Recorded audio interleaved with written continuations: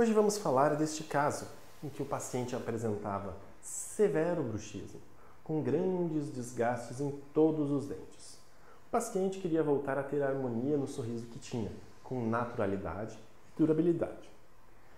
Então, inicialmente foi feito um projeto do sorriso, um planejamento. E nesse planejamento foram observados aspectos funcionais e estéticos prévios ao início do tratamento. Após aprovado o projeto, a estética, o formato dos dentes, foi iniciado o tratamento. Praticamente sem desgastes, pois não se necessitava criar muito espaço para as peças de cerâmica, os dentes foram preparados. Veja aqui como eles eram. E aqui como ficou. Então, foi devolvida a forma, ajustada a cor e o tamanho. E para a manutenção do tratamento, foi confeccionada uma placa miorrelaxante para a proteção dos dentes. Gostou? Caso tenha alguma dúvida, entre em contato conosco.